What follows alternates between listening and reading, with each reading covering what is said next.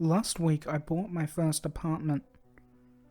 The previous tenant had apparently gone crazy and tried to set the building on fire. His family wanted nothing more to do with him, so they put the apartment on the market at a fraction of the price. It came almost fully furnished, although most of the furniture felt dated.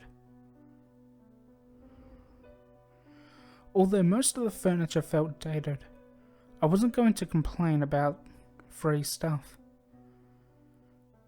The real estate agent had said the family wished to get rid of everything as quickly as humanly possible.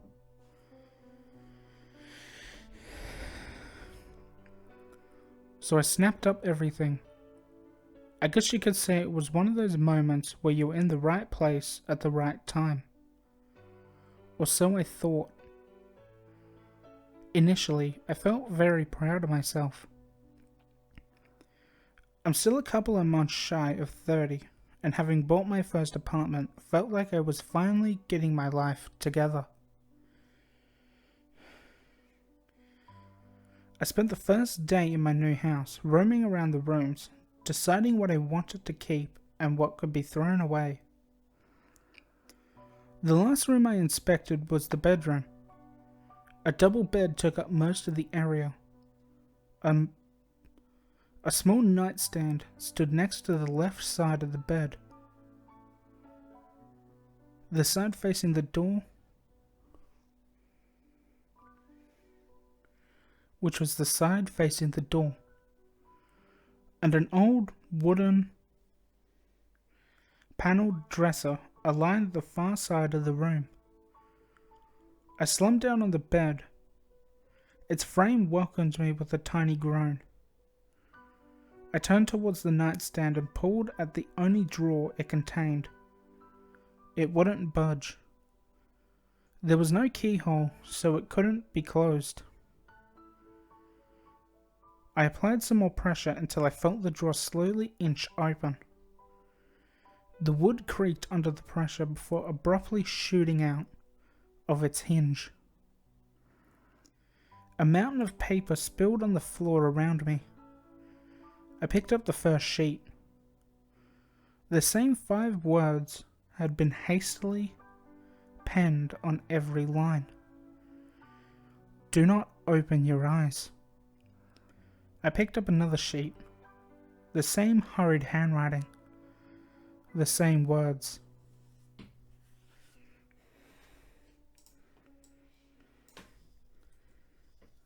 I picked up the sheet of paper one by one. All contained the same message. Do not open your eyes. Do not open your eyes. Do not open your eyes. The words had been written frantically, as if the author had attempted to carve his words through the sheet. I did not think much of it, to be honest. I knew the previous tenant had been a little crazy. This must have been one of the things that he did. I collected all the sheets and threw them away. Around midnight, I was ready to go to bed. The prospect of spending my first night in my own apartment excited me. I walked down the narrow corridor towards the bedroom, while turning off the lights. Some white light seeped through the front door from outside, vaguely illuminating the shadows. I got to my bedroom and turned the light out in the hall. That's when I saw it, standing at the end of the corridor, a shape. Immediately I switched the light back on, and it was gone. When I switched the light back off, the shape appeared once more. Its features were hidden in the shadows, but I thought I recognized the contour Its features were hidden in the shadows, but I thought I recognized the contour of a woman. Hello? No answer. I turned the light back on. She was gone.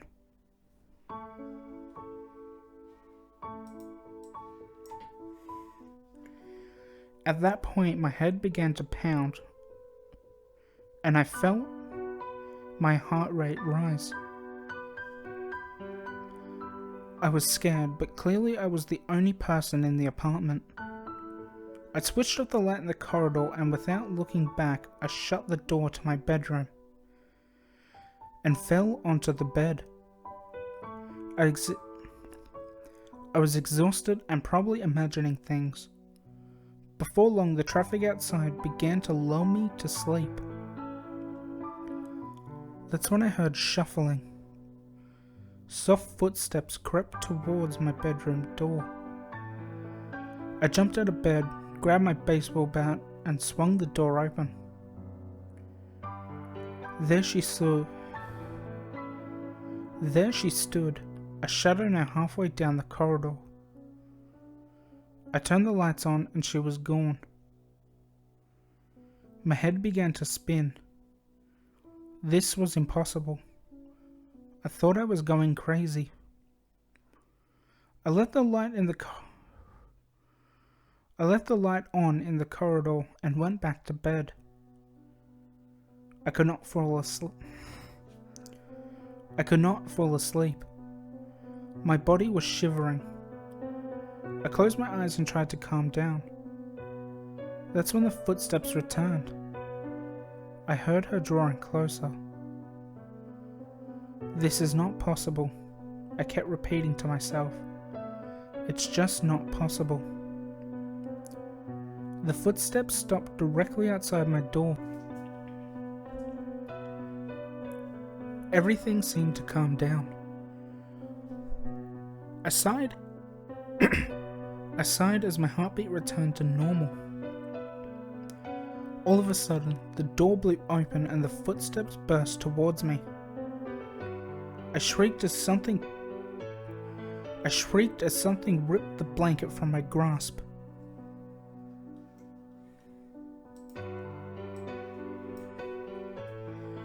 Please, I whimpered as I laid shivering in my bed, my eyes still closed. What do you want? There was a silence. I could not hear anything. I would feel the presence before me, but she remained completely silent. For a moment, I contemplated opening my eyes, but something stopped me from doing so. All I could think about were the words, "Do not open your eyes," scribbled on the sheets of paper I had thrown away earlier.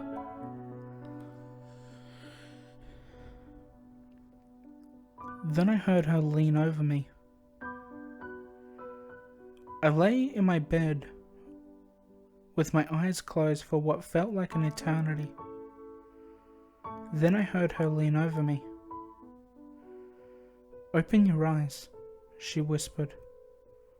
Her voice was beautiful. "Open your eyes," she kept on repeating, as if in song. She sounded so pure and welcoming, like a siren beckoning me to its ravenous shore. I felt intoxicated. Her words enthralled me. I could feel my eyelids beginning to part. "No," I yelled while pressing a pillow against my face. "Go away." "Open your eyes," she continued. I remained motionless with fear, my face pressed into the pillow. Suddenly her voice grew louder, her words no longer a whisper. The rise was gradual, until finally she yelled the words with such force, every atom in the room seemed to tremble with anticipation. Then it was done. She was gone. The birds began to chirp outside, and I felt the rays of sun sweep through the curtain. It was morning.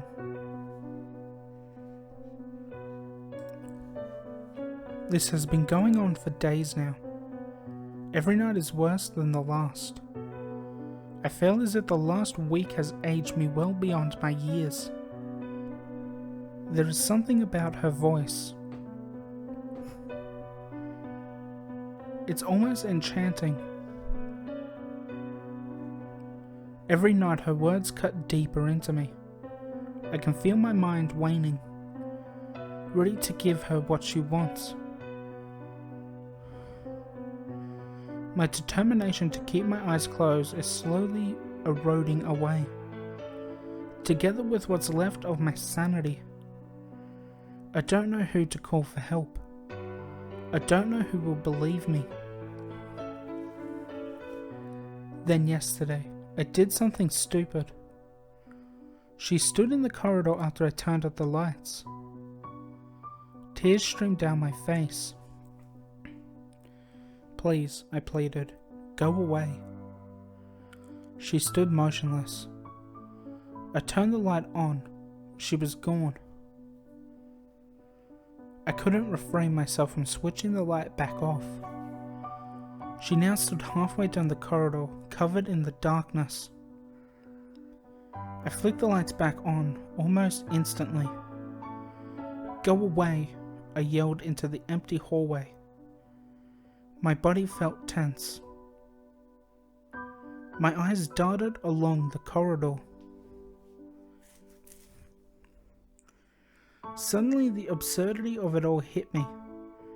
I began to laugh. Maniacal laughter escaped my lips as I walked into my bedroom, leaving the door open. She would follow. Soon enough she began her song of whispers, then began the shouting.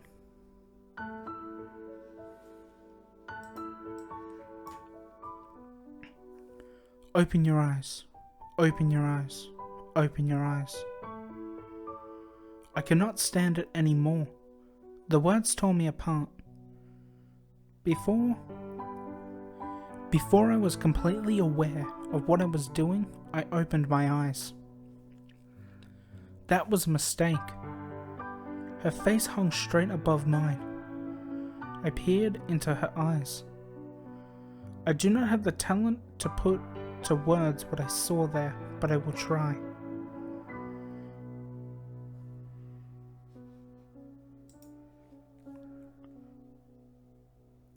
Her gaze was barren, her eyes deep pools of black. They radiated all-consuming emptiness. Her gaze felt like a prison, an eternal abyss harboring the countless souls that came before me.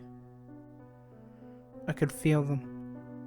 I could hear them wailing from the darkness, destined to wander the abyss within her eyes in perpetuity. The emptiness burrowed itself into me like a worm in a rotten apple. I felt it eat away at me. I felt it eat away at me.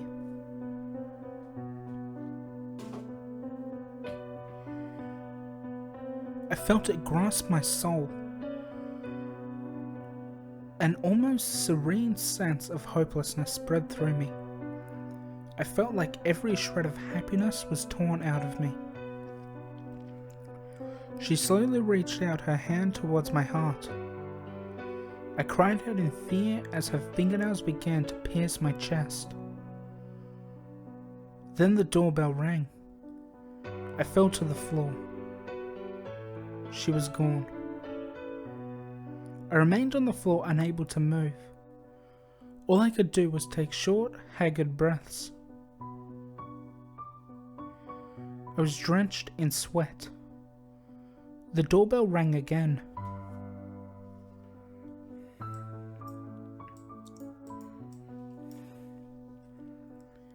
I hurried to the door and opened. An agitated older woman stood before me. She was a neighbour of mine. Sorry, but do you mind being more quiet? I threw my arms around her.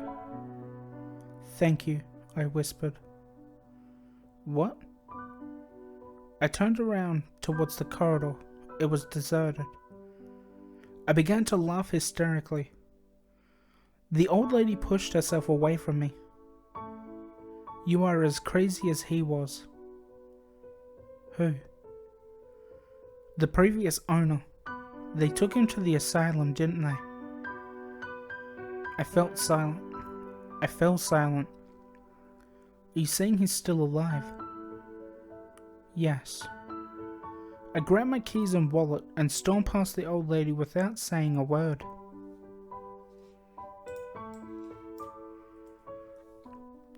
The sun was rising as I entered the asylum.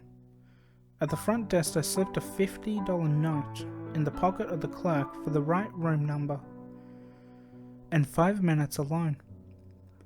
Once past the front desk, the few people up and about hardly took notice of me.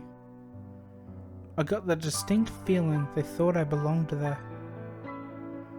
Once I found the right room, I went inside. An old man sat at the window. He looked up as I entered but barely seemed to register I was there at all. He began to mutter to himself. Hello?" I said sheepishly. The old man continued muttering. "I bought your apartment." The old man turned his back on me. I walked over to him and leant forward in an attempt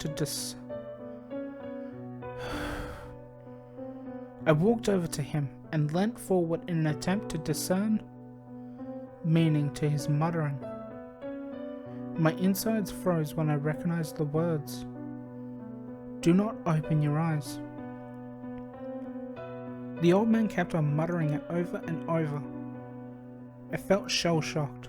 I could barely think anymore. I opened my eyes. I suddenly blurted out. The muttering stopped. The old man looked at me as if now seeing me.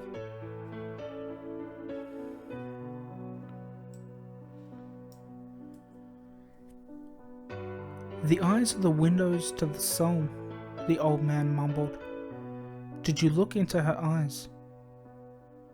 "Yes." "Then you belong to her now." "What can I do?" "You looked. I told everyone to keep their eyes closed. You belong to her now. She will find you wherever you go. Tonight you will pay the price." "What? Why me? How can I escape her?" "There is no escape. She is coming." "Help me." "She is coming," the old man muttered. I grabbed his shoulder. "Tell me what to do." "She is coming." The old man began to yell over and over again. I staggered back. The old man looked insane. I managed to slip out of the room before the orderlies stormed in. That was this morning. I'm back at the apartment now waiting. I'm standing in front of the mirror with a straight razor in my hand. I can sense the truth in the old man's words. There is no escaping her. I can feel it. We are connected somehow.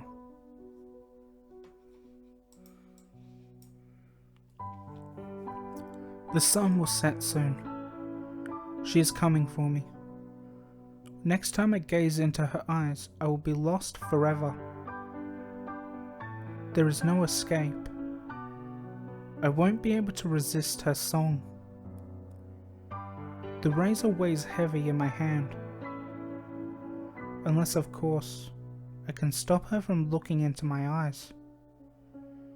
However, I don't think I had the courage to go through with it. Please help me.